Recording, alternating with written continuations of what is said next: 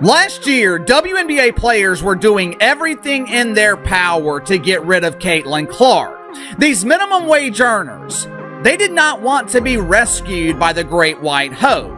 This year, WNBA players have gotten exactly what they wanted. Caitlin Clark has essentially missed the entire season, and the WNBA has suffered the consequences. The WNBA as a whole is enraged by what Caitlin Clark ultimately stated in an fierce conflict with Sue Bird. But it feels like that's what Steph and I have always done. Even been something like me and Steph have always talk about when we go and watch film, and even like that New York game where I played really well, obviously scored a lot of points. I think I had 9 assists or 10 assists that game. This just this last game this year. I started the fourth quarter off with 3 turnovers in a row or 2 turnovers in a row, and Steph yanked me, and she was like this is a learning moment. You got to be able to yes, maybe it could have been there, maybe you could have thrown a little bit better of a pass, maybe they could have caught it, but do we need that in this moment? No. Right.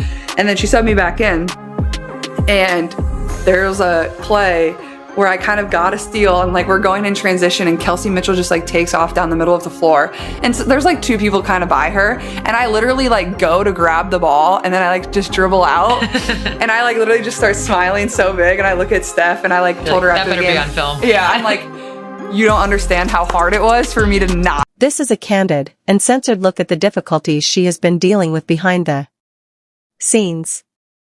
There is more to Clark's story than just his recovery. It also covers his criticism of the league and his agonizing setbacks. It's about the battle to protect the biggest star in the game, strength, and pressure. It was anticipated that Caitlin Clark would become a superstar in her first season. Instead, it became a stop-and-go grind that tested her physical, mental, and emotional boundaries. You want to be out there, I know that. It has undoubtedly been difficult. Yes. It's hard because obviously I do feel this responsibility of being out there and playing, and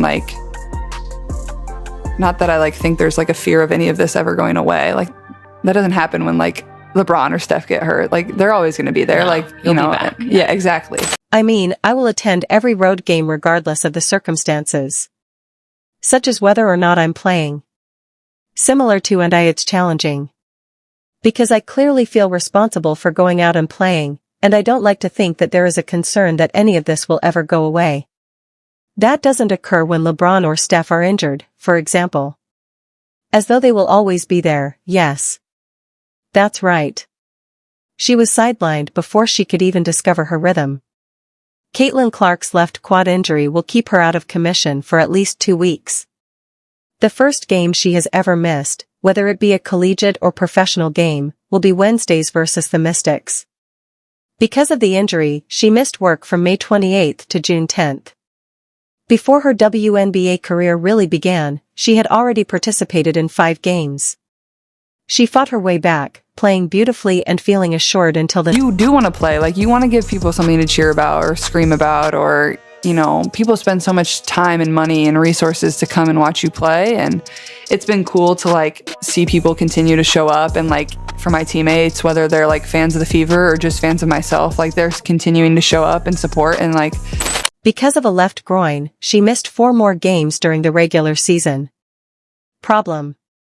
Unfortunately, Caitlin Clark will miss her 2nd straight game. Due to a left groin issue, Caitlin Clark will regrettably miss her 2nd consecutive game. Due to the same problem, Clark was unable to attend last night's game at Cambridge Fieldhouse versus the Los Angeles Sparks. The team stated that they will be taking it day by day, but there is no official word on how serious the injury is. Clark will miss the 7th game of the season due to injury. Furthermore, disaster struck again just when she thought the worst was over, and the Commissioner Cup final is scheduled for June 26th to July 5th. I hurt my right groin this time on July 15th. This morning, ESPN reported a fresh development. According to ESPN's story this morning, Caitlin Clark has suffered her 2nd groin injury of the season. Viewership and ticket sales are up across the WNBA, and then and they're also, when you don't play, there's a dip, a substantial dip. So how do you handle, does it impact your patience You know what I mean? Like you're coming back from this injury and you know this, everybody knows this, that when you play that changes. Yeah. I guess the better question is, how are you like managing it so it doesn't impact your patients? After clutching at her, Clark departed last night's game in the last minute while fighting back tears. Leg.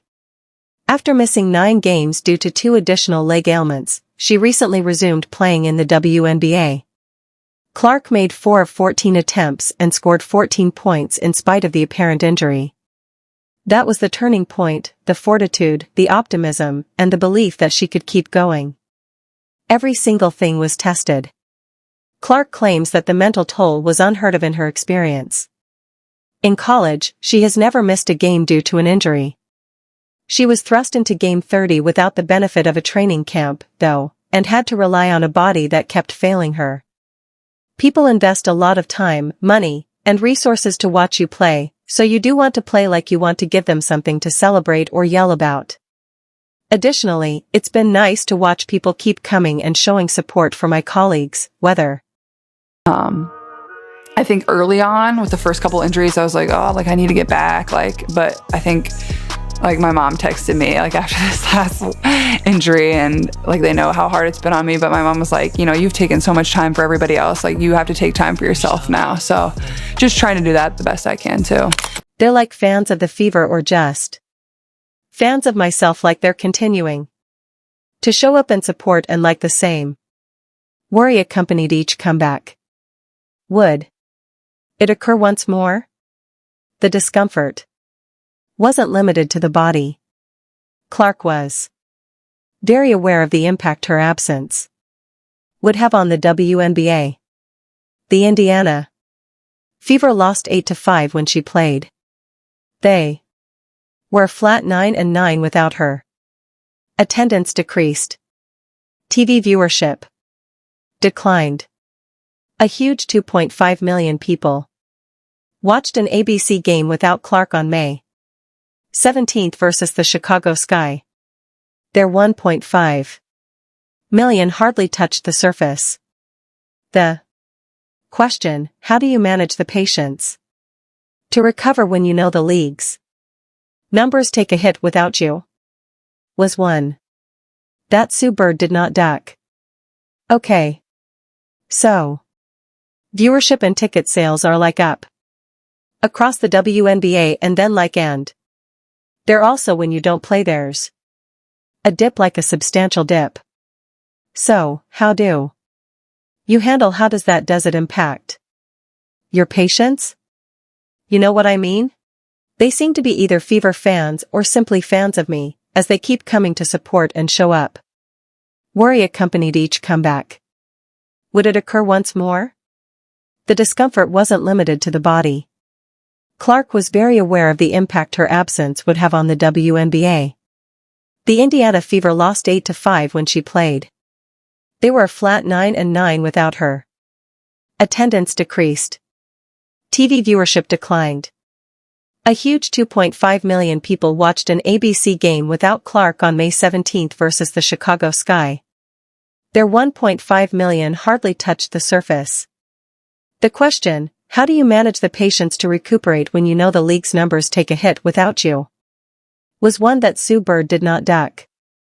Okay. So, viewership and ticket sales are like up across the WNBA and then like and they're also when you don't play there's a dip, like a substantial dip. So, how do you handle does it impact your patients?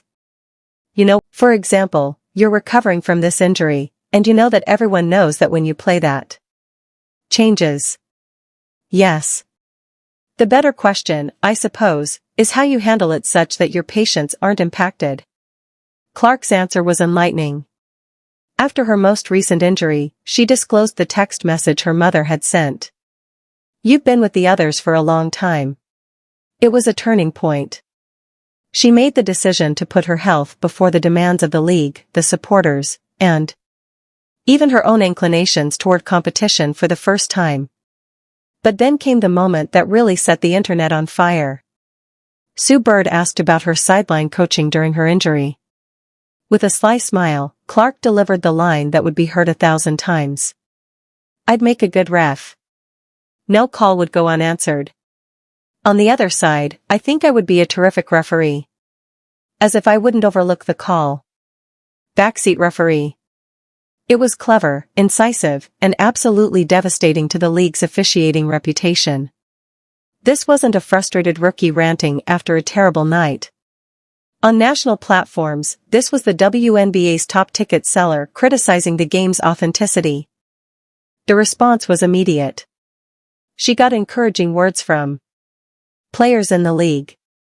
"You just said out loud what we've been screaming in locker rooms for years," retorted a veteran. "Fix the whistle" was a popular hashtag, and Clark was correct. Fans began tagging her name whenever a questionable call happened in another game. At the league office, executives were separated. She was to be taken away by others who advised her to keep her thoughts to herself. Others warned that trying to silence her would only backfire. All of this had a deeper significance, which made her comments more powerful. In Caitlin Clark's case, the opposition wasn't just defending herself vigorously. They were making much more physical contact than is usual, trapping her on every possession, and applying continuous full-court pressure. The WNBA was a completely different world from her college days, when she felt safer. It wasn't random either. You will notice a pattern if you watch enough tape. Teams were clearly wearing her down, one possession at a time. Clark acknowledged that she had never experienced the amount of beating that caused her injuries. This year. Again, quad, groin, quad. All of them act as a reminder of the physical cost. It also brought up an awkward query. Was this merely a game of The hard moments, but like, I don't really care what people say. At the end of the day, like, I'm in a position where there's going to be, criticism, and there's going to be people that love me. Like, that's what happens when you're playing sport at the highest level. Like, that's how it goes for everybody, whether you're a football player, basketball player, baseball player. basketball, or was there a calculated plan to deplete the league's main draw? It was more than just a game win. Clark went back to the courtroom. There was combat. The arena was buzzing with enthusiasm. Every whistle, or lack thereof, had an impact on the audience. Then it happened. She drove aggressively to the rim and made obvious contact early in the game, but no foul was called. The fans started drinking. Cameras zeroed in on Clark's face during her suburban interview, capturing her smirk. This time, it was especially aimed at the officials. Halfway through the second quarter, she tried to make a three-pointer but was fouled. When the whistle blew, the arena burst into flames. She glanced at the baseline referee, gave a hesitant nod, and mouthed the line that fans would spend hours lip-reading online. The Fever won the game because she just missed a triple-double at the conclusion of the night. But the story wasn't fully revealed by the box score. Sophie Cunningham came to the Indiana Fever in the offseason. She's been taking full advantage of every opportunity she's got. An opportunity on the court, ballin'. An opportunity to protect Caitlin Clark, did that. Off the court, endorsement deals. Off the court, advertisers are falling in love with her. We got Colin Cowherd saying, "Hey, Sophie, you want your own podcast?" Sophie Cunningham says, "Sure, I'll take my own podcast." And what has Sophie Cunningham been doing? On and off the court, Sophie Cunningham is more than just a basketball player. In the WNBA, she is stealing the show. Furthermore, her rise to the top has been nothing short of amazing. It was in the message. Caitlin Clark was no longer alarmed by the whistle. The game was followed by days of debate. As stated, according to some pundits, she had won the respect of the officials. The league, according to some, was going over and beyond to show that they would not be persuaded. Former sportsmen also voiced their opinions. She is praised for her bravery in protecting the game. Others cautioned that it was dangerous to question official authority. But despite the attention, Clark remained calm. During her press conference after the game, she just said, "I just play the game. The others can talk about the rest of it." So, what are your thoughts? Is this a typical part of the game, or does the WNBA need to step in to protect its players? Post a comment in the section below. Additionally, if you're still watching, mention Caitlin Clark's injuries in a remark. Now everybody knows who Sophie Cunningham is.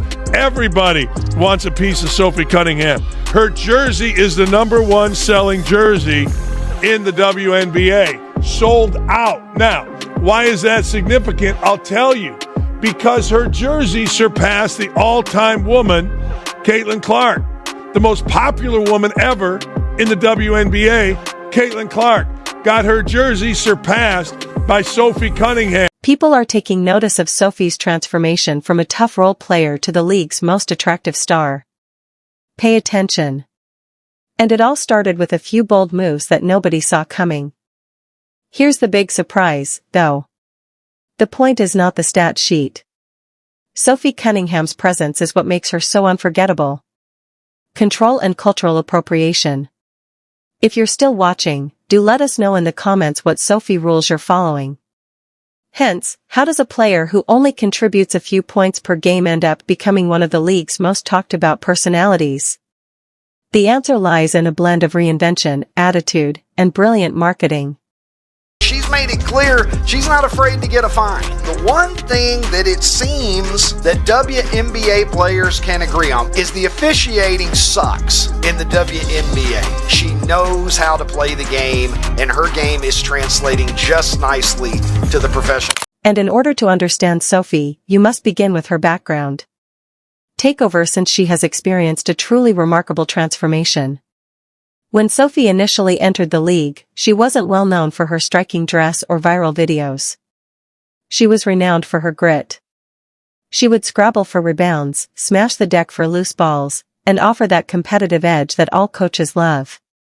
She has recently gained notice for a completely different reason, though. She has a louder style than ever before. She has slimmer muscles and more accurate footwork. You can sense it even before she appears in court. When you see her step into the tube, the game is done. She is not just a WNBA player. She has her own time there every hour. Indeed, precisely. You know, I had to sleep in today.